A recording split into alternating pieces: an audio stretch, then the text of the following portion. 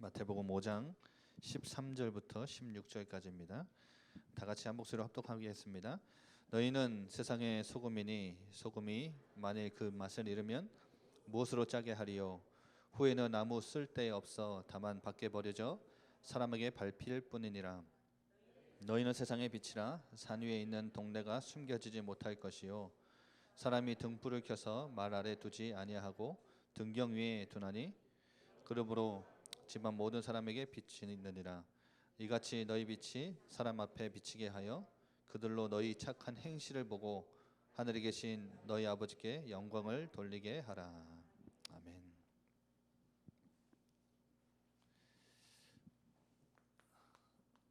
상반기 때 기억하시나요? 하나님이 주신 새틀이라는 말씀 제목 큰 타이틀을 가지고 함께 말씀을 나눴었는데 이제 하반기 때는 제가 이제 좀 여름에 렘넌트 대회 마치고 이제 조금 다락방도 좀 쉬면서 하반기 사역 가운데 제가 이렇게 금요심야 때 말씀을 어떤 방향으로 붙잡아야 될까 하다가 예수님이 주신 새틀이라는 큰 타이틀을 잡았어요. 그래서 오늘은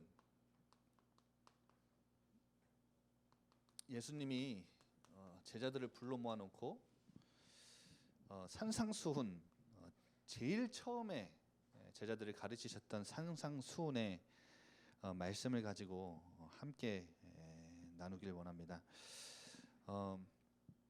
여러분 마태복음 5장이 펴셨으면 한번 그 마태복음 5장을 좀 쭉 봤으면 좋겠어요. 이거 뭐 적으실 것도 뭐 막 많이 없으니까요.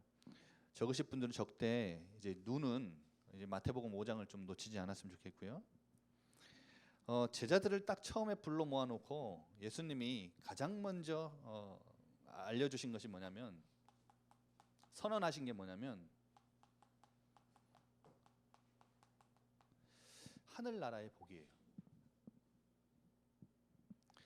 그래서 여러분 8가지를 말씀하셨다 그래가지고 많은 분들이 팔복이라는 이제 제목을 붙이죠. 그런데 이것은 이것을 가진 자들의 이것을 받은 자들의 특징과 이유가 있어요. 이것을 가진 자들의 마음, 자세, 글씨 좀 크게 써야 되는데 마음, 자세, 태도, 하늘의 복을 받은 자들의 모습,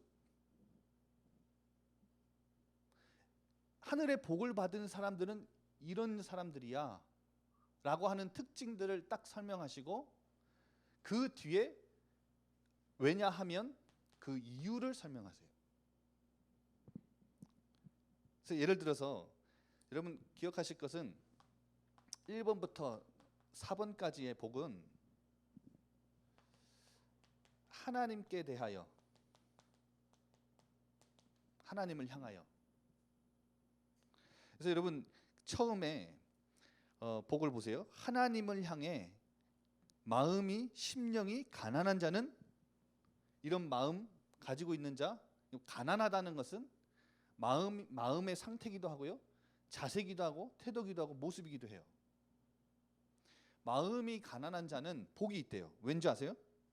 그 뒤에 뭐가 나와요? 이유가 나와요. 설명을 해주시는 거예요. 무엇이 그들의 것이기 때문에? 천국이 그들의 것이기 때문에.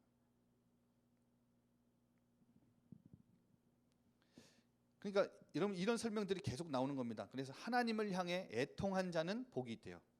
온유한 자는 복이 있고요. 하나님의 의를 늘 줄이고 목말라 하는 자는, 그런 모습을 가진 자는 복이 있는 거예요.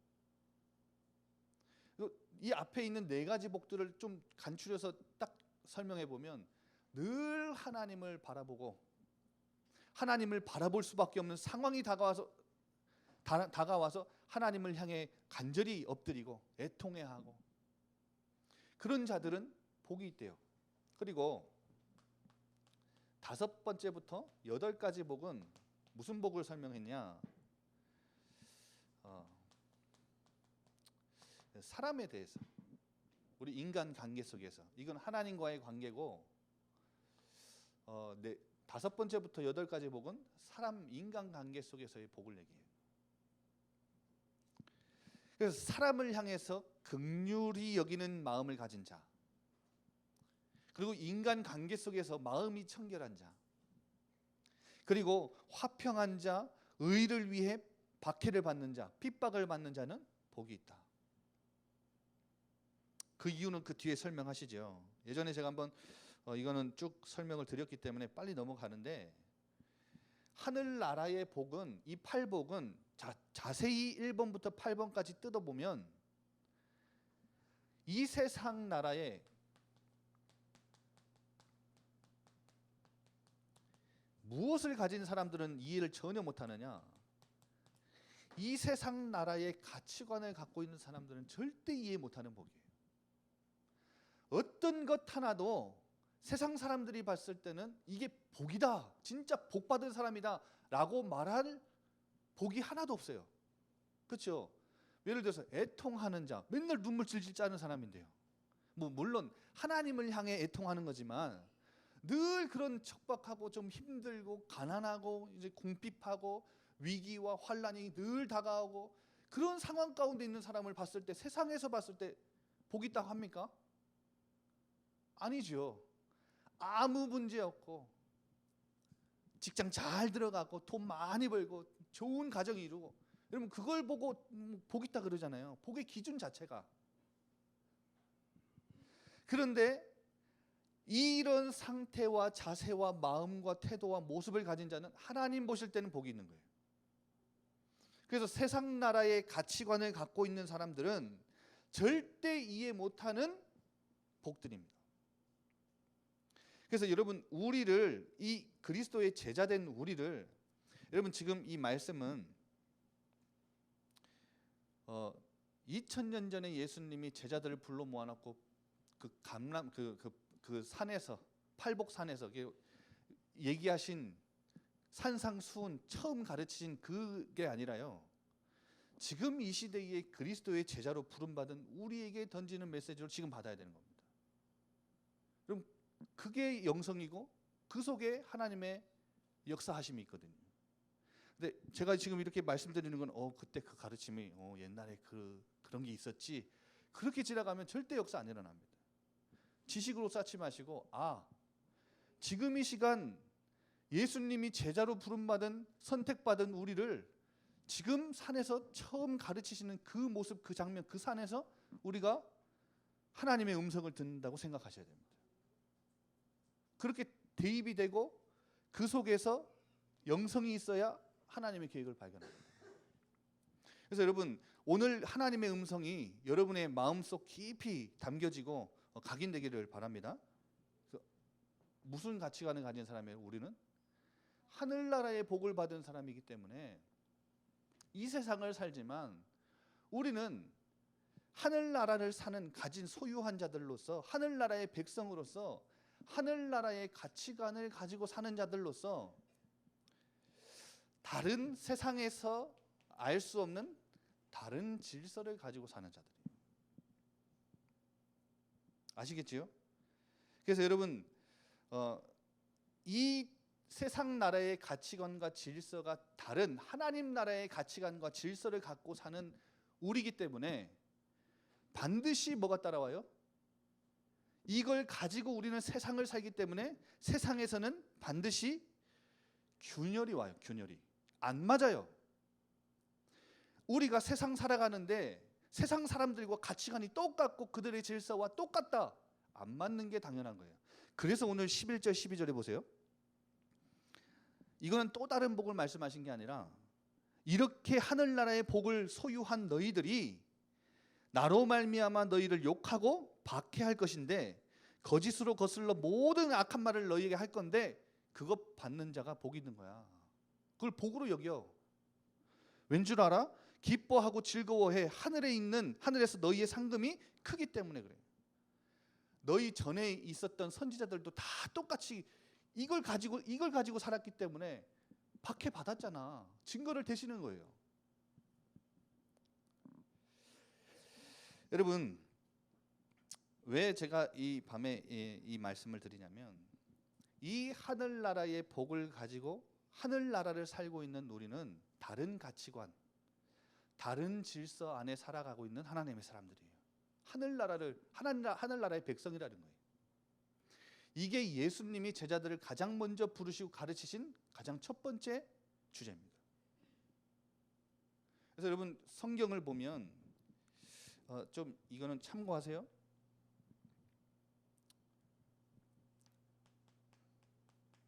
하나님의 사람들에게 하나님의 약속은 아직 안 왔어요. 성취가 안 됐다고요. 영어로 하면 뭐라 그러죠? Not yet. 아직 안 왔어요. 그런데 하나님의 사람들은 이미 그걸 가지고 살아가는 거예요. 이거 영어로는 already 이렇게 쓰죠. already. 아직인데 이미 우리에게 주신 것으로 여기고 살아가는 거예요.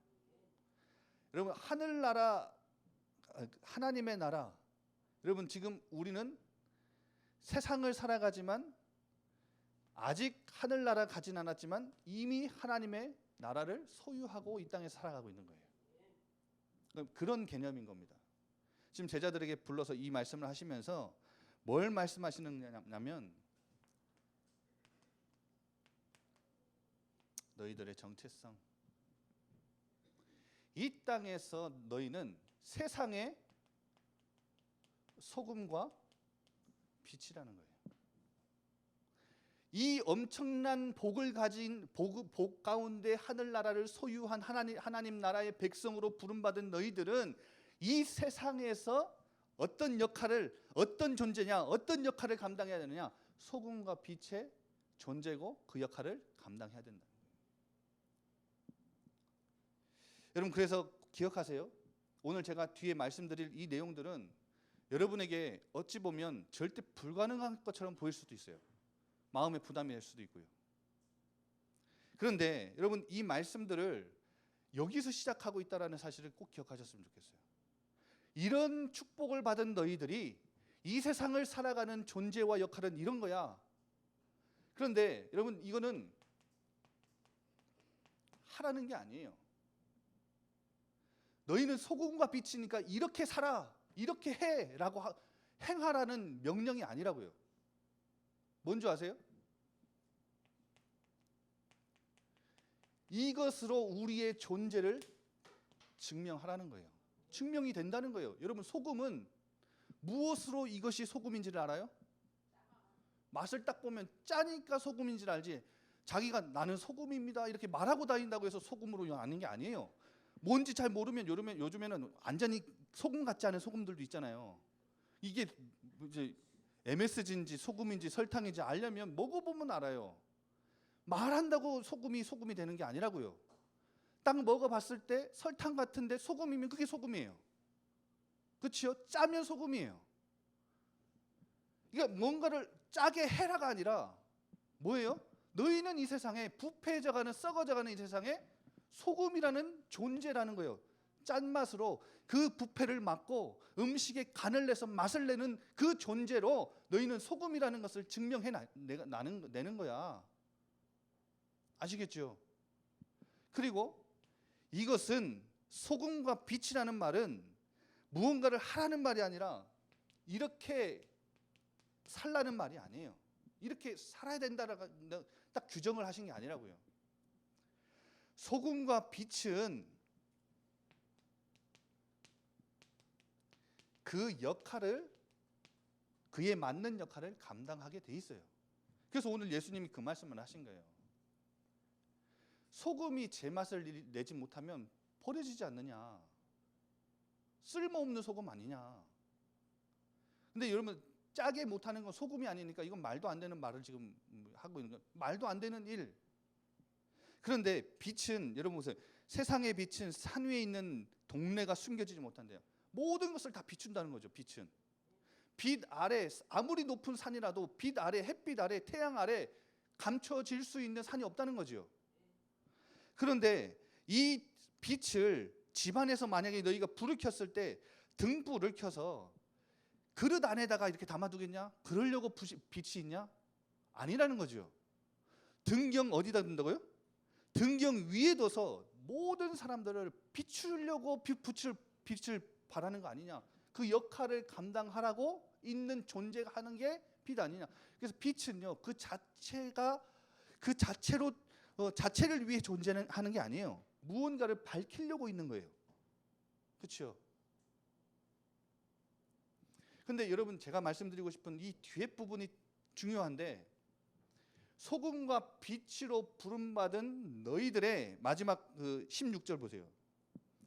빛이 사람에게 비치게 해서, 세상 사람들에게, 어둠 가운데 살아가고 있는 사람들에게 비치게 해서 우리가 착한 행실을 살아야 된다는 게 아니라, 우리가 살고 있는, 지금 살아가고 있는 우리의 존재를 지금 증명하고 있는, 우리가 그 존재로 부름받아 역할을 감당하고 있는 그 착한 행실을 사람들에게 보게 하라. 그래서 너희 아버지께 영광을 돌리게 해라. 그래서 여러분, 하나님 아버지께 영광을 돌리는 것은 말로 하는 게 아닙니다. 아시겠죠? 하나님 아버지께 영광 올려드리는 것은 우리의 지식으로 하는 게 아니에요. 하나님 아버지께 무엇으로 불신자들이 무엇을 보고, 우리의 무엇을 보고 영광을 돌려요? 뭔가 다른 거예요. 달라도 뭐가 다른 거예요. 여러분, 그래서 우리 학생들은 꼭 기억하십시오. 어디 직장 들어가서 그 사장님이 여러분을 처음 신입사원으로 들어갔는데 막 귀하게 여기고 소중히 여기고 막 격려해주고 막 띄워주고 막 그러진 않을 겁니다. 그렇죠? 그런데 여러분이 사장님의 가게까지 복음을 전할 수 있는 그 문이 어디서 열리는 줄 알아요?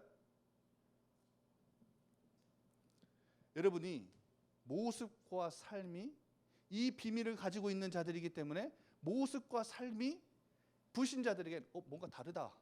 이제까지 계속 일을 해왔던, 우리 회사에서 일을 해왔던 신입사원들하고는 뭔가 다르다. 이게 딱 마음에 느껴져야 그때부터 관심을 두고 봅니다.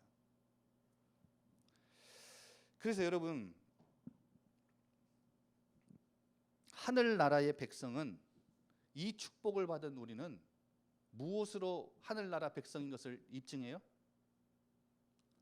그렇게 살라가 아니라, 그렇게 해라가 아니라, 우리의 삶으로, 우리의 모습으로, 우리의 태도와 자세로 하늘나라 백성인 것을 드러낼 수 있는 거예요. 아시겠죠? 오늘 태풍 온다 그러는데 다들 조용하십니다.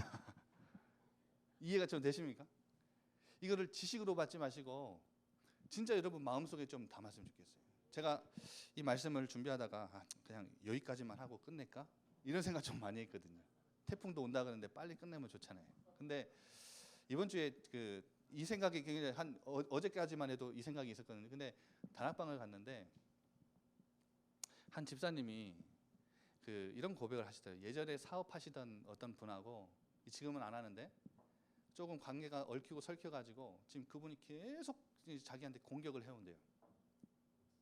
그러니까 조금 이제 새벽에 목사님 설교하시는 말씀 듣고 악인과 의인도 함께 있다라는 그 말씀 듣고 내가 그런 것들을 이해하고 그게 필요하기 때문에 내게 주신 거구나. 그래서 다시 하나님 앞에 기도하게 됐다고.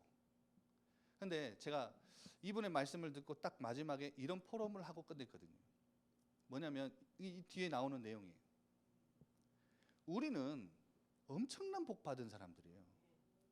그렇기 때문에 소금과 빛의 존재를 증명하고 역할을 감당하기 위해 우리를 부르시고 세우셨기 때문에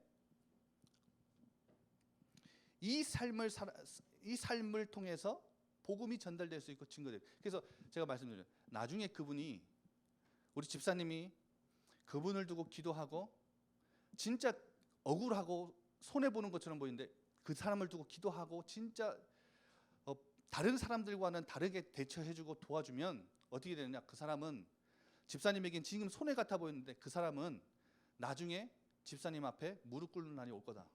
진짜 복음 전해달라고 와서 울며 비는 날이 올 거다. 지금 손해보는 것 같은데 양보해줘도, 수용해줘도 그거 손해 아니다. 제가 그걸 말씀드렸어요. 근데 이거예요, 이거. 아직 안 온 것처럼 보이죠. 근데 이미 우리에게 주신 거라니까요. 가나안 땅을 정복해 가는데 여호수아서에는 아직 정복 안 한 많은 땅이 남아 있다 그러는데 이미 정복했다고 하는 곳도 굉장히 많아요. 그게 뭐 여호수아서를 쓴 사람이 착각했겠습니까? 실수했겠어요? 아니에요. 이 개념인 거예요.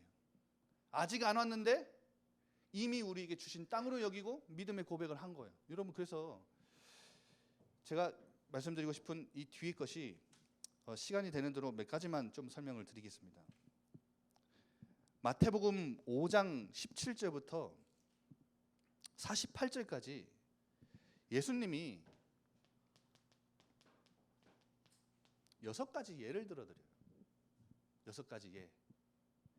근데 6가지 예를 딱 전하기 전에 이 착한 행실로 너희는 하나님께 영광을 돌려라. 그러면서 딱 하나 더 설명하신 게 뭐냐면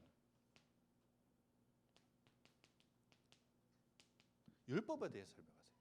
왜냐하면 이 착한 행실이 무엇인지를 설명하시기 위해서. 근데 이 율법에 대해서 얘기하시는데 이 율법이 어떤 거냐면 오늘 보세요. 율법이나 선지자를 예수님이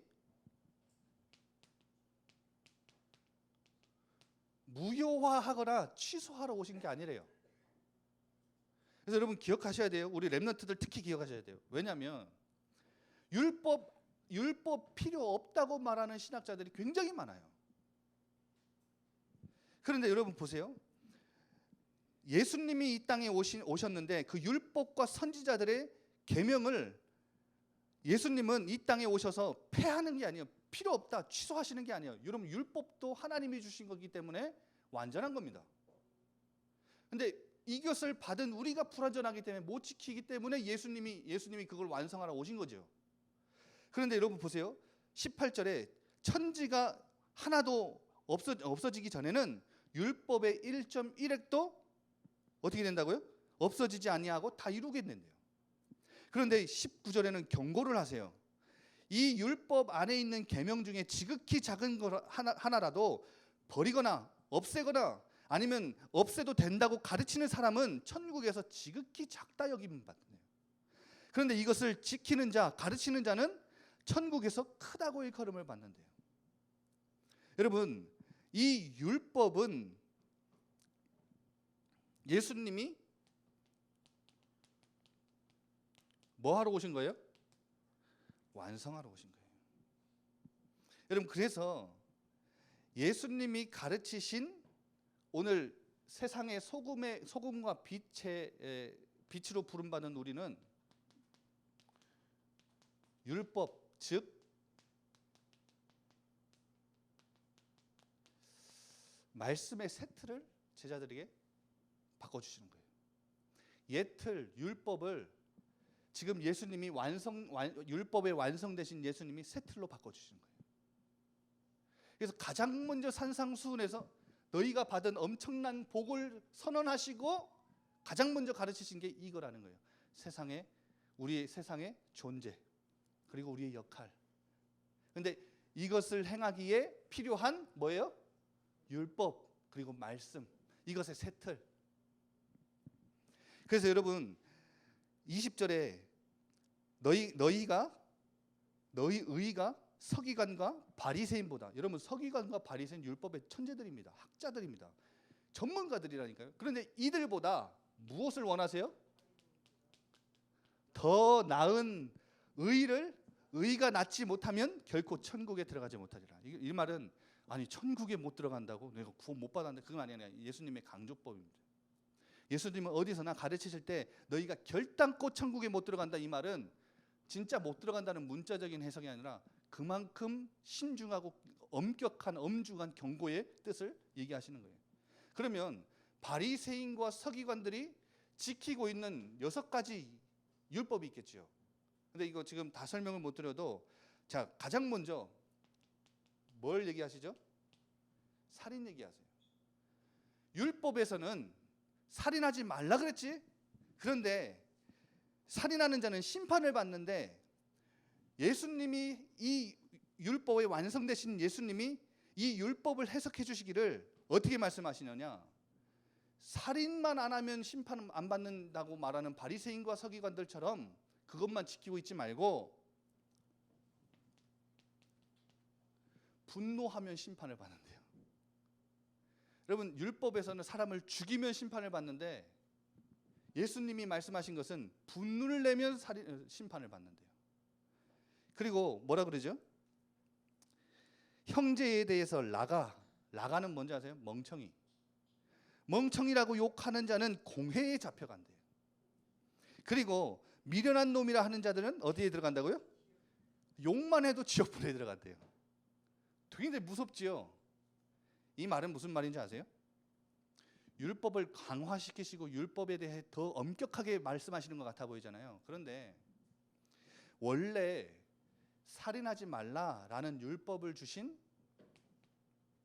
이게 포인트입니다. 하나님의 원래 의도는 사람을 죽이지 마, 이게 아니라 사람을 죽이는 살인이 시작되는 분노를 품지 말라는 거예요. 그래서 여러분 기억하세요. 예수님이 말씀하신 더 나은 의는 문자만이 아니라 정신까지예요. 문자만이 아니에요. 그리고 행위만이 아닌 마음까지예요. 그게 율법의 완성이라는 거예요. 그래서 새 언약의 율법은 옛 언약과 새 언약이잖아요. 옛 언약과 다른 것은, 옛 언약은 글로 돌판에 새겨주셨다면 새 언약은 우리 마음에 새겨주시는 거예요. 아시겠죠? 그 방식이 달라진 거지 율법이 사라진 게 아니에요. 그래서 여러분, 우리는 말씀을 받고 하늘나라의 백성이기 때문에 말씀을 따라 사는 것이 이 땅에 우리의 착한 행실이에요. 그래서 여러분 꼭 기억하세요.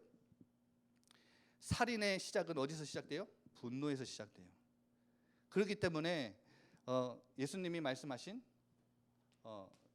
살인하지 말라의 율법을 분노하지 말라, 이렇게 재해석을 해주시는 거죠. 그리고 두 번째가 간음하지 말라 그래요. 간음하지 말라. 여러분 그게 어디 27절부터 나오죠. 그런데 여러분 이 굉장히, 여러분 이 성경 읽으시면서 이런 부분들을 읽으면 의아하지 않으셨습니까? 율법에서는 간음하지 말라라고 했는데 28절에 나는 너희에게 이르노니, 이건 예수님의 새 틀이에요. 새 계명을 이제 재해석해 주시는 거예요. 이 부분, 이 간음하지 말라는 율법에 대해서 음욕을 품고 여자를 보는 자마다 마음에 이미 간음한 것이다 그래요. 더 심각한 수준이죠. 서기관과 바리새인들은 그냥 내가 결혼한 여자만 안 건드리면 된다, 그게 죄가 아니다, 이렇게 여겼는데 예수님은 마음속에 결혼한 여자를 음란의 행위로, 음행의 목적으로 바라보는 것만으로도 간음이래요. 그래서 뒤에 좀 무서운 얘기를 하시죠. 너희가 만약에 오른쪽 눈이 너로 하여금 간음하게 만들면 뽑아버려라. 손이 간음하게 만들면 찍어서 내버려라. 그것이 지옥에 가는 것보다 훨씬 낫지 않느냐. 지옥 형벌을 피하는 것이 이것 없는 게 훨씬 낫지 않느냐. 한마디로 마음의 의도까지 살피려고 했던 것이 원래 이 두 번째 율법을 주신, 간음하지 말라고 하신 율법을 주신 의도였어요. 아시겠지요? 그래서 제가 말씀드리고 싶은 것은 예수님이 하신 말씀의 의도는 그런 거예요. 너희들이 하늘나라의 백성인데 이 땅 살면서 세상의 소금과 빛인데 착한 행실을 통해서 사람들이 알게 되고 보게 될 거야. 그런데 너희들은 그걸 억지로 막 지키는 게 아니라 바리새인과 서기관들처럼 그냥 안 하면 되는 줄 알고 착각하지 말고, 그 율법을 어기지 않는 것에 만족하고 머물지 말고 뭐 하라는 거예요? 하나님이 그 율법을 주신 의도와 정신과 마음까지 지키고 살아가야 되는 거야. 아시겠습니까? 그래서 여러분, 우리들의 구원받은 자들의 착한 행실은 어디서 나오느냐? 율법의 정죄에서 나오는 게 아니에요. 이거를 딱 하나님이 하지 말라 했기 때문에 묶어두는 거기서 나오는 게 아니라 어디서 나오는 거예요? 우리의 마음에서 나와야 되는 거예요. 그리고 간음과 이어서 뭘 말씀하세요? 이혼. 여러분 이거 관심 많으시죠? 성경은 과연 이혼에 대해서 뭐라고 할까? 모세는 이혼하는 여자들에게 이혼 증서를 써서 주라 그랬거든요. 그런데 이혼 증서를 써서 주라고 하니까 아무나 그냥 막 다 심심하면 이혼하고 재혼하고 이혼하고 재혼하고. 그런데 예수님이 딱 말씀하시기를 음욕한, 그러니까 한마디로 제가 보세요. 몇 절입니까? 32절. 음행한 이유 없이. 그러니까 하나님이 보실 때 이게 이혼의 사유는 음행밖에 없어요. 음행한 이유 없이 이혼을 하면 그 여자는 다른 남자와 결혼하면 그건 간음이야. 왜냐? 하나님의 입장에서, 하나님의 시선에서 음행의 이유가 아니고 남자와 여자가 갈라서면 그거는 둘이는 여전히 한 몸이기 때문에 이 여자가 다른 남자와 결혼하면 그건 음행이고 이 여자도 음행이고 그 남자도 음행이라는 거예요. 무슨 말인지 아시겠어요? 그런데 원래 하나님이 이 이혼 증서의 율법을 허락하신 데는 모세에게 이혼 증서를 써줘라 이 말을 한 데는 이혼을 마음대로 해라 이게 아니에요. 하나님은 원래 이 결혼 제도를 말씀하신 창세기 2장에 세워두신 하나님은 하늘나라 백성은 이혼이라는 것을 선택해서는 선택사항이 아니라고 말씀하셨는데 너무나 완악한 인간들인지라 모세가 이것을 하나님의 율법으로 만들어서 그냥 허락한 거예요. 여자들을 보호하기 위해서. 네 번째. 못 알아들으시는 분들은 한번 성경을 쭉 한번 잘 읽어보세요. 그러면 뜻이 나오거든요. 거짓 맹세를 금지했죠, 율법에서는. 그런데 예수님은 뭐라 하세요? 맹세 자체를 하지 말라는 거예요. 예, 아니요, 아니요. 그냥 그렇게 말해도 그것을 지킬 수 있는 사람이 돼요. 맹세는 왜 하죠? 서로 못 믿기 때문에 하는 거잖아요. 그러니까 하나님 나라의 백성은 진실한 사람이 되고 원래 이 맹세하지 말라, 거짓 맹세하지 말라는 율법을 주신 하나님의 의도는 뭐예요? 하늘나라의 백성은 거짓말하는 사람 되지 말고 진실한 사람 되고 믿을 만한 사람이 되라. 다섯 번째, 보복하지 말라 그러죠. 이에는 이, 눈에는 눈. 이거는 동해 보복법입니다. 뭐냐면 그냥 받은 만큼만, 그러니까 그 이상 가하게 갚지 말라 이런 거거든요. 그런데 예수님은 뭐라 하세요? 악을 악으로 갚지 마라. 악을 악으로 갚지 말래요. 지금 다 집중을 못 하시는 것 같은데 저는 꼭 말을 해야 되겠습니다. 왜냐하면 이게 너무 중요하니까요. 이제까지 막 계속 우리가 받은 복과 축복과 복음과 이런 것만 설명 많이 들으셨잖아요. 그런데 여러분 삶도 예수님이 가장 먼저 가르치셨다는 의미에서 굉장한 의미예요. 여러분 이건 더 이상 우리에게 지겨운 내용이 돼서는 안 됩니다. 여러분 가장 가까운 전도 어딘지 아세요? 여러분 전도를 막 잘하려고 하잖아요. 우리는 전도하는 단체고. 여러분 남편과 내 직장에서 가장 가까운 동료와 내 자녀와 부모가 언제 돌아오는지 아세요? 여러분의 삶이 바뀌기 시작하면 아, 얘가 좀 뭔가 달라졌네? 이게 딱 느껴져야 마음 문을 연다는 거예요. 그래야 복음이 들어가요. 그래서 여러분 이것은 가장 가까운 전도의 문이기도 합니다. 이제까지 내 남편이 죽어도 신앙생활을 안 하면 여러분의 삶을 돌아봐야 돼요. 이걸 갖고 있는 자의 당연한 존재 증명이고 역할 감당인데 내가 이걸 놓치고 살기 때문에 옆에 있는 사람들이 뭔가 다른 걸 못 보고 있는 거잖아요. 물론 시간표가 있겠지만요. 제가 여러분 이거를 눌리지 마시고 예수님이 이것을 해석해 주신 데는 하나님이 원래 이 율법을 주신 의도를 설명하고자 하시는 거예요. 여러분 보복은 뭐라 그러죠? 악을 악으로 갚지 말래요. 오른뺨을 대면 왼뺨도 대래요. 속옷을 가져가려면 겉옷까지 주래요. 오리를 강요해서 가게 하면 심리까지 걸어가 주래요. 그리고 구하는 자와 꾸려는 자가 있으면 그냥 거절하지 말고 그냥 다 만나 주래요. 다 수용하래요. 여러분 뺨을 맞는 것은 모욕을 당하는 거예요. 그리고 속옷을 가져간다는 것은 굉장히 은밀한 물건이잖아요. 근데 이건 굉장히 수치를 말하는 거예요. 그리고 오리 이거는 강요, 내가 하기 싫은 뭔가를 강요당할 때. 그리고 구하려는 나 꾸려는 자 왜 이들을 거절하죠? 내가 손해 올까 봐. 그런 것들 속에서 보복하지 말라는 율법을 주신 의도는 뭐예요? 악을 악으로 갚지 마. 왜? 악은 하나님이 갚으시거든. 하나님이 하실 거야. 너희가 갚을 이유 없어.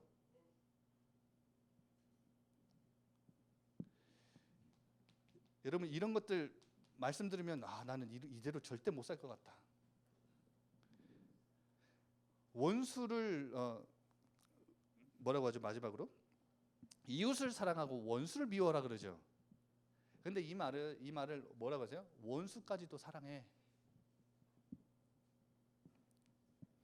왜냐? 원수까지 사랑하고 핍박하는 자를 위해 기도해줘. 왜냐? 창조주 하나님은 세상에 꼭 필요한 햇빛과 비도 불신자든 신자든 구분 없이 그냥 다 주시거든. 그게 하나님의 성품이야. 너희는 그 하나님을 닮은 하나님의 자녀잖아. 그러니까 하나님의 성품이 그러하기에 자신을 사랑하는 사람에게만 사랑하지 말고 원수까지 그냥 사랑하는 거야.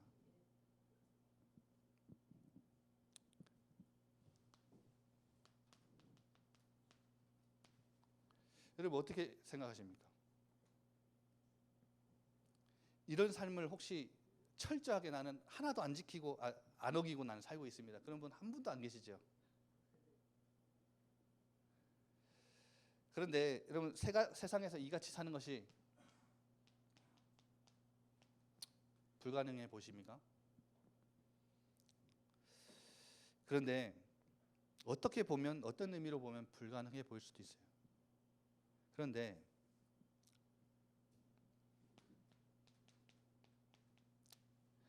이것을 알고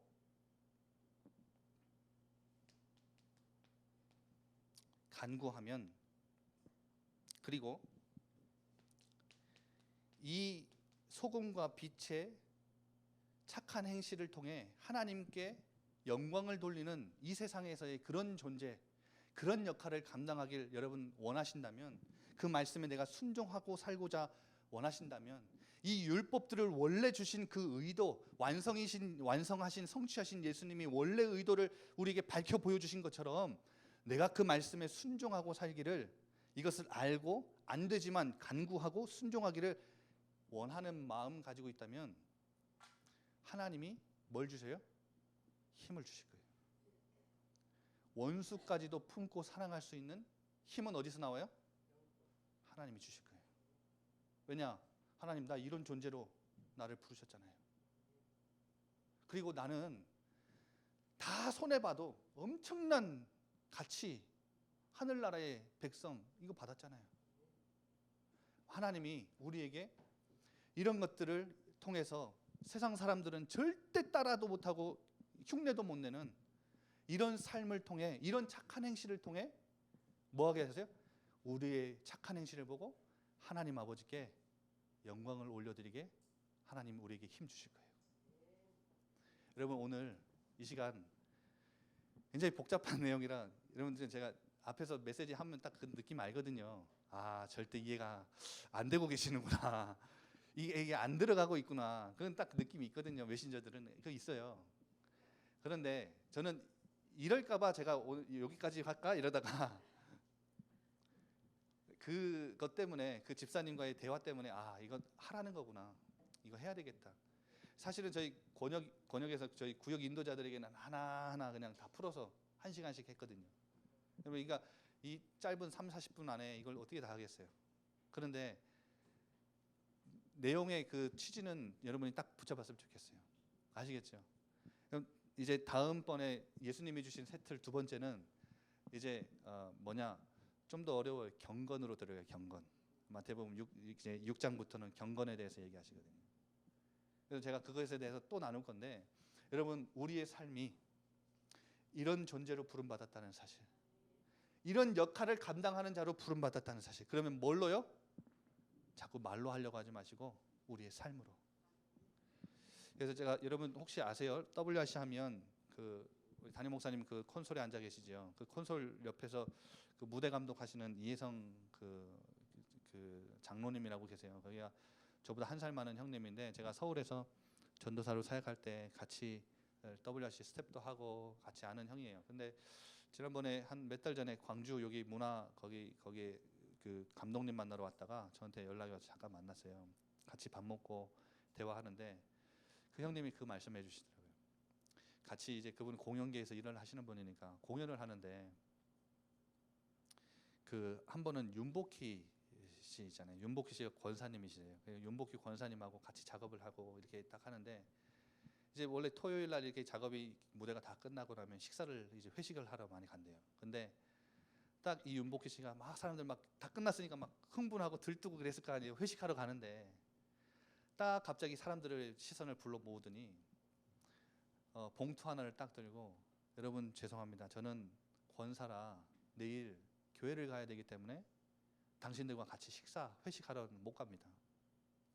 그런데 제가 당신들 회식 마음껏 할 수 있도록 이 봉투를 드릴 테니까 가서 맛있게 드십시오. 그러니까 다들 막 박수치고 난리 났더라고요. 근데 이 형님이 또 복음을 알고 있는 장로님이잖아요. 옆에서 딱 봤는데 아, 삶으로 전도한다는 건 저런 거구나. 그걸 딱 느꼈대요. 여러분, 우리의 삶은 복음 가지고 있는데 심지어 조금 이건 좀 부담스러운 말일 수도 있겠지만 다락방 안에서는 진짜 우리만 복음 가지고 있다라고 느낄 만큼의 우월감을 가지고 있는 분들도 많이 있는데 그런 우월성은 있어야 되지만 우월감은 버려야 되거든요. 그건 교만이 되니까요. 그건 되게 조심해야 되는 겁니다. 그런데 이만큼 확실한 복음과 엄청난 축복 다 가지고 있는데 우리의 삶은요. 예수님이 율법을 우리에게 가르치시면서 확연히 제자들에게 드러내신 것은 우리의 마음이고 우리 하나님의 의도인데요. 이 율법을 지키는 그 굴레에 잡혀 있지 말고 하나님이 율법을 주신 진짜 이유를 설명하신 건데요. 밝히 우리에게 깨닫게 하시는 건. 그러면 우리의 마음, 우리의 중심, 우리의 모든 것을 지금 살펴보시는 하나님 앞에 우리의 삶이 어떻게 변화되어야 될지 여러분 오늘 많이 붙잡으셨을 거예요. 여러분 우리의 삶은 비록 순종 못해도 그렇게 하기를 간절히 간구하는 마음만 있다면 이 시간 같이 기도했으면 좋겠어요. 하나님, 한 번 살고 가는 인생입니다. 우리가 엄청난 복을 받았는데 엄청난 축복 속에 있는데 우리가 우리의 삶이 혹여나 하나님의 영광을 가리지는 않을까? 우리의 착한 행실을 가지고 수많은 사람들에게 이 복음이 전달되고 하나님께 영광 올려드리는 그런 삶을 하나님 나 살기 원합니다. 부족하고 힘들지만 잘 안 되지만 하나님 나 이 역할 감당할 수 있도록 힘을 주옵소서. 우리 한번 다 같이 기도하겠습니다. 살아계신 하나님 아버지 감사합니다.